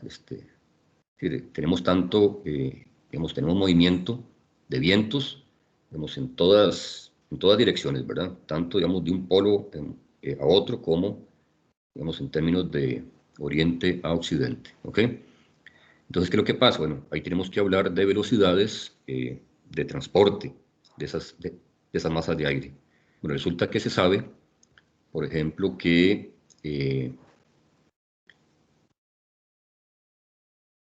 si queremos ver los movimientos de un polo a otro, ¿verdad? Esos movimientos son mucho más lentos que si queremos compararlo, por ejemplo, el movimiento de occidente a oriente. ¿Ok? ¿Por qué? ¿Por qué creen ustedes? ¿Por qué, por ejemplo, bueno, decimos eso? ¿Por qué creen ustedes que el transporte de las masas de aire entre el hemisferio norte y sur es mucho más lento que el que se da, digamos, entre oriente y occidente? Por el ¿Qué creen movimiento ustedes? de la Tierra. Por la rotación de la Tierra, exactamente, ¿verdad? Por esa fuerza de Coriolis, eso tiene un efecto de aceleración, perdón, de aceleración, y por esa razón, el transporte, digamos, de contaminantes entre, digamos, oriente y occidente, digamos, en esa dirección, digamos, paralela al Ecuador, ¿verdad? Si queremos verlo así, es mucho más rápida que la que es transversal, o, ¿verdad? Con respecto al eje del Ecuador, ¿verdad? Por esa razón, ¿verdad? Porque se acelera. Y bueno, esto tiene sus problemas, ¿verdad? Bueno, otra vez recalcamos que en ese movimiento de masas de aire vienen arrastrados ahí los posibles contaminantes, ¿verdad? Entonces, bueno, aquí podemos tener algunas mediciones ahí globales. Eh, por ejemplo, eso hace que en una misma distancia, por ejemplo, en el hemisferio norte, lo que podría tardar 2 meses, digamos, en transportarse, digamos, en un mismo hemisferio, en dirección paralela al Ecuador, podría tardar unas cuantas semanas apenas, ¿verdad? Entonces, por ejemplo, bueno, aquí tenemos información. Vamos a ver, entonces, en términos de transporte digamos, entre los polos, digamos, la velocidad es más o menos 10 metros por segundo, ¿verdad? Digamos, en un mismo hemisferio, ¿verdad? Digamos, tanto en un hemisferio, pensemos en los vientos que van hacia los polos y cuando se devuelven, en promedio 10 metros por segundo. Pero en términos de dirección paralela al Ecuador, es en promedio 1 metro por segundo, ¿verdad? Entonces, perdón, al revés, disculpen, al revés. 1 metro por segundo sería en un mismo hemisferio, vamos en dirección, digamos, de norte a sur, o viceversa, 1 metro por segundo, mucho más lento, ¿verdad? Pero por el efecto Coriolis, en la dirección paralela al Ecuador, digamos, entre hemisferio oriental y occidental, tenemos una velocidad en promedio 10 veces mayor, 10 metros por segundo, ¿verdad? Entonces, eso es lo que provoca, ¿cómo se llama? las diferencias en tiempos, ¿verdad? Bueno, aquí siempre yo les comento un caso que hubo, bueno, eso fue en los años 80, me acuerdo si fue en el 85, 84, por ahí. Bueno, ustedes tal vez habrán escuchado del accidente de Chernobyl, ¿verdad? Una planta nuclear que estalló, bueno, en la antigua Unión Soviética, en terrenos de la antigua Unión Soviética. Bueno, prácticamente el pueblo de Chernobyl desapareció, bueno, eso era una ciudad prácticamente desapareció, ¿verdad? Por la contaminación de radioactividad que se dio. Y lo increíble es que a las pocas semanas, bueno, inclusive fue días, a los pocos días, ya se había detectado en Inglaterra, en Escocia, contaminación por radioactividad, ¿verdad? Entonces, ¿a qué se debió ese transporte tan rápido? Bueno, lo estamos justificando en esos términos, ¿verdad? A los pocos días toda la radioactividad había logrado viajar hacia el Reino Unido, ¿verdad? Bueno, eso fue un gran problema, ¿verdad? Porque ahí lo que ocurrió es que se les contaminaron los pastos, entonces ahí tuvieron que sacrificar un montón de ganado, ¿verdad? Porque la carne se dieron cuenta que estaba contaminada, ¿verdad? Entonces, bueno, eso fue algo que duró bastante tiempo, ¿verdad? Que esa radioactividad se diluyera, ¿verdad? Y toda Europa se vio afectada. Bueno, inclusive en el caso nuestro, ejemplo de esto también es el famoso polvo del Sahara, que el año pasado nos afectó más de la cuenta. Ustedes dirán, bueno, ¿cómo es posible que el polvo de Sahara no llegue a alcanzar? Y en poco tiempo, bueno, eso se debe a ese transporte acelerado, ¿verdad? Que tenemos en dirección paralela al Ecuador, ¿verdad? Esas masas de polvo, ¿verdad? Que no llegan a alcanzar, que nos afectan. Bueno, afecta el clima, también afecta todo lo que es problemas respiratorios y todo eso. Y pensemos en que todo eso tiene contaminantes detrás, ¿verdad? Es decir, imagínense que no fuera polvo del Sahara, sino algún contaminante peligroso que emiten, digamos, que se produce, digamos, en esa misma región, ¿verdad? Digamos, del Sahara.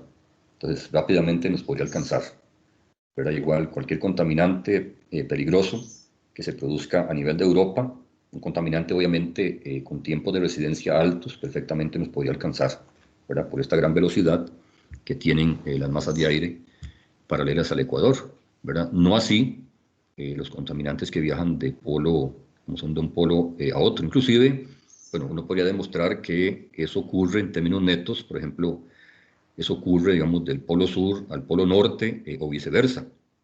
Lo que pasa es que es más lento.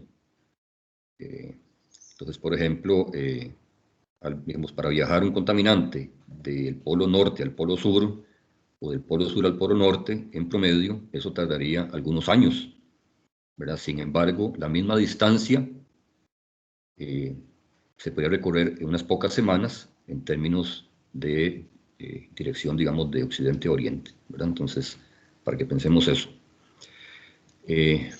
Bueno, aquí tenemos un poco de explicación, bueno, cuál es el comportamiento de las masas de aire en términos verticales. Bueno, ahí hablamos de las densidades, ¿verdad? Que es lo que produce el movimiento vertical de las masas de aire por efecto de cambio en temperatura.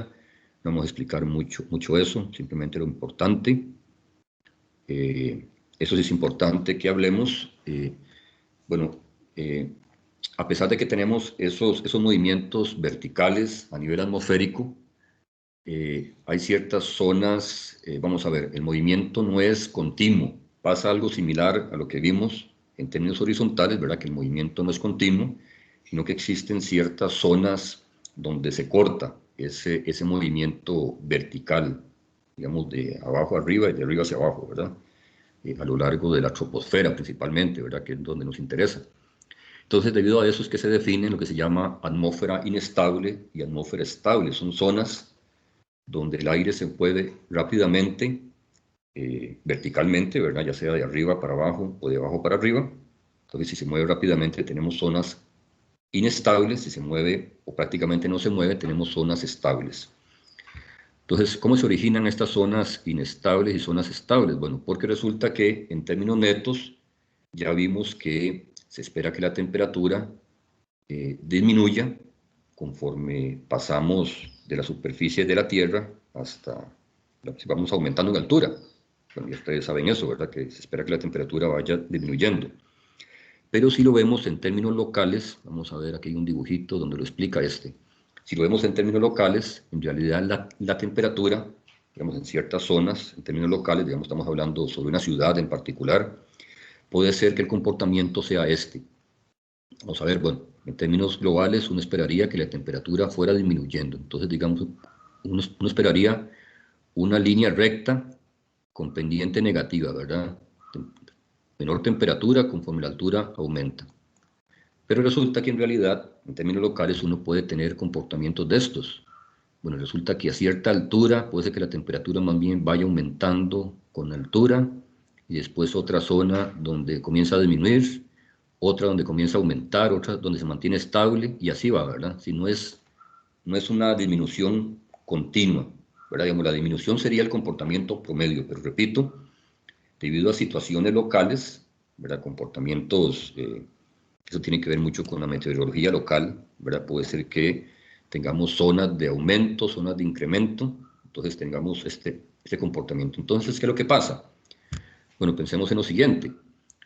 Vamos a ver, pensemos en una masa de aire caliente, ¿verdad? Que se calienta a nivel de la Tierra y comienza a subir. Bueno, entonces se va a ir acelerando conforme la temperatura sea cada vez más fría en las capas siguientes. Pero puede ser que se encuentre de golpe una capa caliente. Entonces ya deja de subir. Entonces se queda pegada, ¿verdad? Se queda pegada. Entonces se encuentra lo que sería una zona estable, ¿verdad? Porque ya no puede seguir subiendo. Entonces esa masa de aire se queda pegada ahí y se queda ahí pegada hasta que las condiciones de temperatura cambien y logre seguir subiendo o más bien tenga que devolverse, ¿verdad? Entonces eso es lo que va a producir ¿cómo se llama? Este comportamiento de estable, inestable. No sé si queda claro esto, pero eso es importante porque explica el comportamiento localizado de muchos contaminantes en términos verticales. ¿Ok? Bueno, entonces, si lo mezclamos, bueno, si lo asociamos con los contaminantes, entonces aquí ocurre algo que se llama zonas de incidencia, ¿verdad? O zonas de inversiones. Bien, disculpen, no zonas de incidencia, sino zonas de inversiones. Inversiones en temperatura, ¿verdad? Por eso de que hay zonas más calientes y otras más frías, y lo que les mostraba acá. Entonces, hay zonas que se conocen como zonas de inversiones. ¿Cuáles son las zonas de inversiones? Son donde hay cambios en la pendiente de la temperatura. Por ejemplo, este punto aquí señalado con la letra B es una zona de inversión, porque vean que la temperatura venía aumentando y después de golpe comienza a disminuir. Aquí también este punto C es una zona de inversión, donde la temperatura venía disminuyendo, pero ahora comienza a aumentar, ¿verdad? Entonces, son los puntos que están señalados acá. Entonces, ¿qué es lo que pasa con esas zonas de inversión? Bueno, ocurre lo siguiente. Vamos a ver un ejemplo, ¿verdad? Creo que la forma en la cual se puede entender mejor. Bueno, pensemos en una ciudad, hay una fábrica ahí de cualquier cosa, está emitiendo algún contaminante, alguna pluma ahí de contaminación, ¿verdad? Por la chimenea. Y bueno, de primera entrada, ese aire comienza a subir, ¿verdad? Porque es un aire más caliente, entonces comienza a subir. Y de golpe, ya hay como, puede ser que se encuentre ahora una zona más caliente. Entonces, ¿qué pasa? El aire no sigue subiendo, sino que se queda pegado ahora, ¿verdad? Por esta zona de inversión que hubo aquí. ¿Ok? Entonces, ¿qué es lo que pasa? El aire, junto con la contaminación, lo que hace es tratar de buscar una ruta digamos, de dispersión. Entonces lo hace en términos horizontales. Entonces el aire se queda atrapado acá y es como si se diera un tapón, ¿verdad? Se produce un tapón ahí de contaminación. ¿Ok? Entonces ocurre eso. Entonces, ¿qué es lo que pasa? En zonas donde tenemos inversiones muy cercanas a la superficie de la Tierra, son zonas que se prestan a que la contaminación quede atrapada, ¿verdad? Por esas zonas, digamos, de inversión. ¿Ok? ¿ok? Se queda atrapada, entonces el contaminante difícilmente logra difundirse, logra limpiarse en términos verticales, sino que queda pegado, ¿verdad? Es como un tapón, entonces ahí ocurre esa contaminación atrapada. Y resulta que esas inversiones es lo que produce, digamos, también que en muchas ciudades, vamos a irme aquí para atrás, que en muchas ciudades ocurra lo que les había mostrado anteriormente. Acá, por ejemplo, sobre la ciudad de Beijing, a cierta altura, hay unas zonas de inversión de temperatura globales y eso hace que la contaminación se quede atrapada, y no se pueda difundir en términos verticales. Entonces, lo que hace es movilizarse hacia los lados, en términos horizontales. Y lo mismo ocurre, por ejemplo, en la Ciudad de México, ocurre en Los Ángeles, en Barcelona, sino en las ciudades más contaminadas. El hecho de que sean muy contaminadas es porque tenemos zonas de inversión que cubren una extensión bastante grande y eso produce que la contaminación no pueda difundirse en términos verticales, entonces no se limpia, digamos, la atmósfera sobre esas zonas y la contaminación se queda atrapada hasta que cambia la situación meteorológica y el aire ya pueda limpiarse un poco más. ¿Ok? Bueno, hacer una explicación, ¿verdad?, de lo que son las zonas de inversión y el efecto que tiene en la contaminación. Seguramente, bueno, Laura les va a hablar un poco más de esto Sí, después. Laura, ¿cómo estamos con el tiempo? Porque no sé, estamos ya son las 3:07.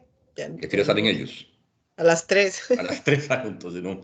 Entonces dejémoslo hasta aquí, ¿verdad? Dejémoslo hasta aquí porque ahí si no voy a quitarle más tiempo. Bueno, hay otros temas ahí más adelante. Bueno, ahí, dado caso, ahí yo le voy a enviar la presentación a Laura, ¿verdad? Para que ustedes la tengan. Bueno, pero creo que hablamos bastante sobre, creo que los aspectos más importantes. Bueno, ahí quedaron algunos detallitos ahí sobre lo que son radicales, Sí, sí, lo que tal digamos el vez comportamiento de los mencionar esa contaminantes en los parte, Eric. polos. Sí, bueno, sí, rápidamente. Bueno, aquí rápidamente, bueno, les voy a mencionar sobre, bueno, la velocidad que vimos ahora, velocidad de movimiento en términos horizontales, también tenemos que hablar de velocidad de movimiento en términos verticales, ¿verdad? Entonces, por ejemplo, bueno, dentro de la zona de mezclado que habíamos mencionado antes, ¿verdad? Como hay mucho movimiento, el transporte se da rápidamente, digamos, en cuestión de un día, los contaminantes pueden llegar a 1 o 2 kilómetros, pero fuera o por encima de esa zona límite de mezclado, el asunto es más lento, ¿verdad? Entonces, por ejemplo, si para llegar a 1 kilómetro se requiere de una semana, por ejemplo, para llegar a la estratosfera, alcanzar las capas de ozono, los contaminantes ocupan 10 años. Vean ahí los tiempos de residencia que se requieren, ¿verdad? Los tiempos, digamos, de estabilidad que se requieren para que un contaminante sea estable durante 10 años, atraviese toda la atmósfera y alcance la capa de ozono, ¿verdad? Que está en la estratosfera. ¿Ok? Bueno, luego lo de los aerosoles, rápidamente. Bueno, aquí aerosoles, bueno, ya vimos, ya les he comentado o adelantado que hay aerosoles sólidos o líquidos, ¿verdad? Son pequeñas partículas que por su tamaño, su peso, son capaces de mantenerse suspendidas durante cierto tiempo en la atmósfera. Por su composición, son laboratorios ambulantes, ¿verdad? Porque pueden absorber otros contaminantes, ahí sufrir cambios químicos y desprender, por lo tanto, contaminantes secundarios y transportarlos a grandes distancias, ¿verdad? Bueno, eso es lo que está indicado acá. Bueno, está la composición de los aerosoles dependiendo si es sólido o líquido. Ya hablamos del efecto saltamonte, ya se los adelanté, ¿verdad? Que es simplemente que en ciertas zonas, por ejemplo, ciertas zonas que son calientes, ahí se presta para que se desorban contaminantes, las zonas más frías para que se depositen contaminantes, ¿verdad? En términos de si están en atmósfera o están en tierra firme, ¿verdad? Por esa razón, en las zonas frías, ahí se presta para que se depositen en las superficies de hielo, ¿verdad? Digamos, los contaminantes, ¿verdad? Porque esos cambios en temperatura, digamos, si comparamos temperaturas altas, los contaminantes están principalmente en la atmósfera, temperaturas frías están principalmente en la superficie, digamos, de las zonas, ¿verdad? Digamos, de las regiones. Entonces, lo que se llama efectos saltamontes, ¿verdad?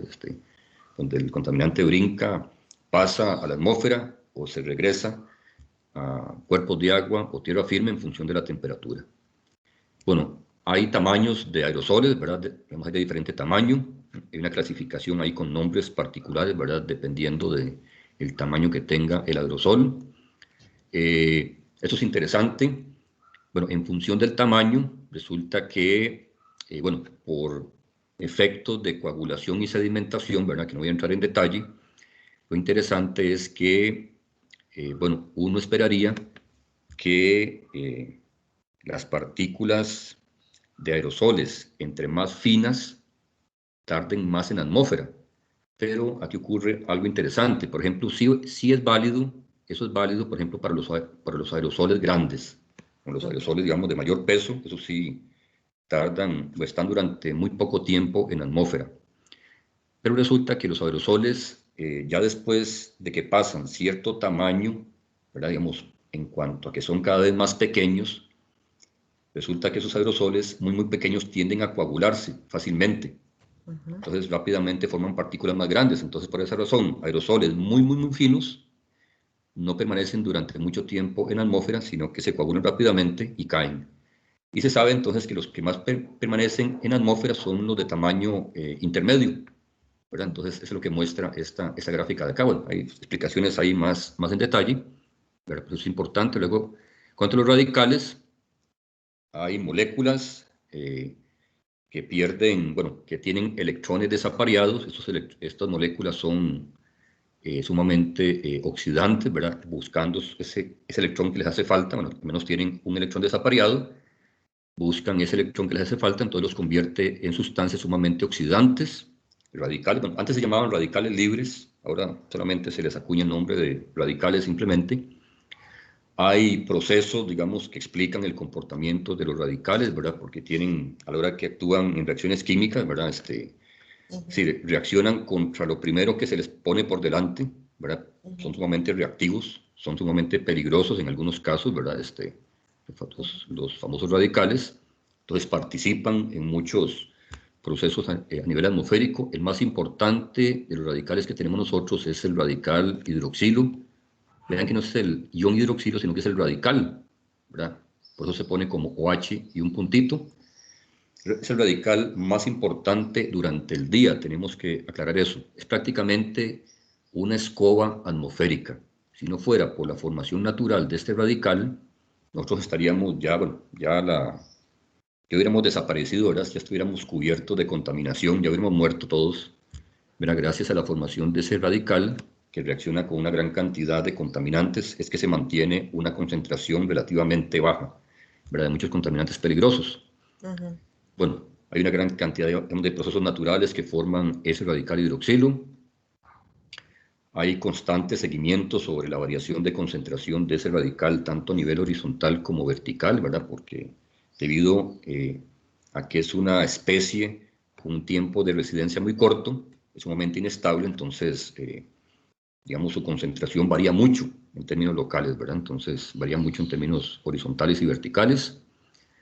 Durante el día es importante el radical hidroxilo porque se forma a través de reacciones fotoquímicas. O sea, su concentración se da mientras haya radiación solar.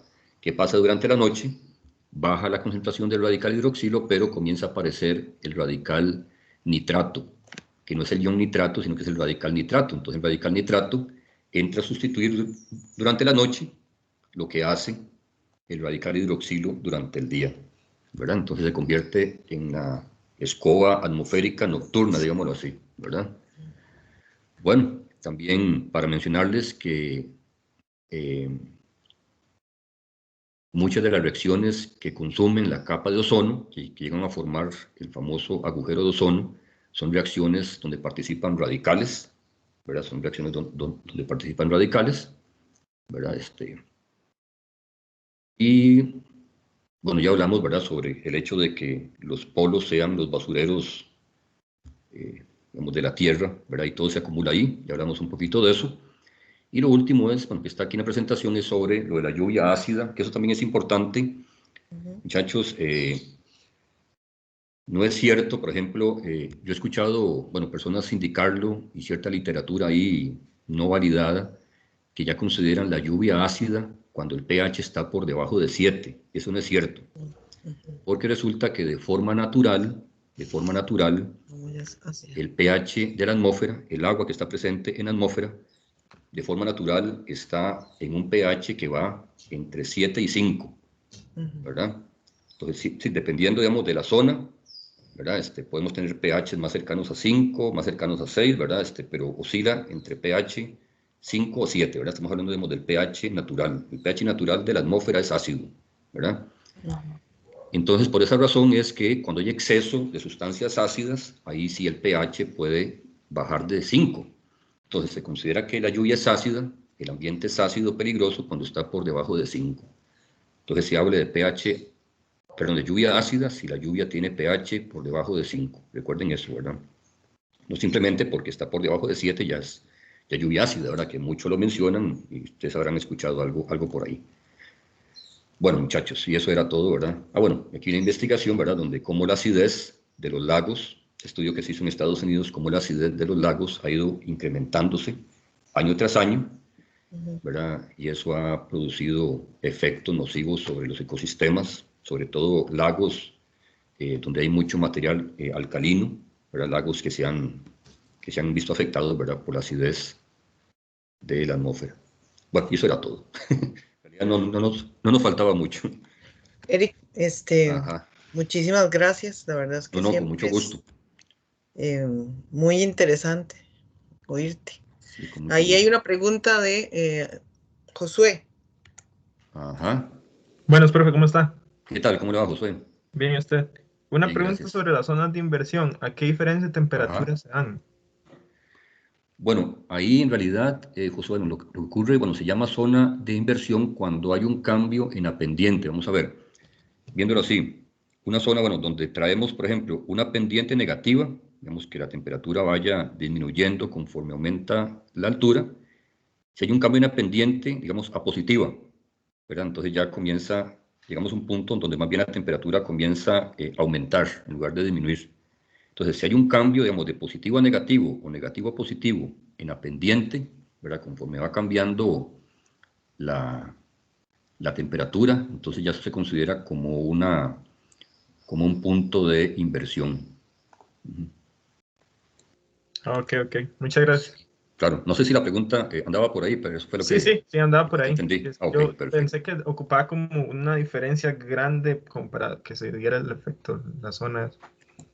Bueno, relativamente sí es grande, ¿verdad? Porque hay de pasar, digamos, de una pendiente negativa a una pendiente positiva o viceversa, la idea que estamos pasando, digamos, del hecho de que la temperatura vaya disminuyendo, ahora que la temperatura vaya aumentando o viceversa, ¿verdad? Entonces si hay un cambio ahí brusco, digamos, en pendiente, bueno, ¿verdad? En términos, ¿verdad? De que sí afecte ese movimiento, ¿cómo se llama? Ese movimiento vertical, digamos, de las masas de aire. Sí. Muchas gracias. Claro, con mucho gusto. Eh, Muchas gracias, Eric. Muy No, con mucho interesante, gusto. como estaba diciendo. Mucho gusto, Laura. Siempre es importante aprender un poco de la química atmosférica porque para entender, ¿verdad?, cómo se mueven los contaminantes Claro, claro. en los patrones del clima, o sea, cómo se desplazan hacia los polos y también cómo se desplaza entre los hemisferios.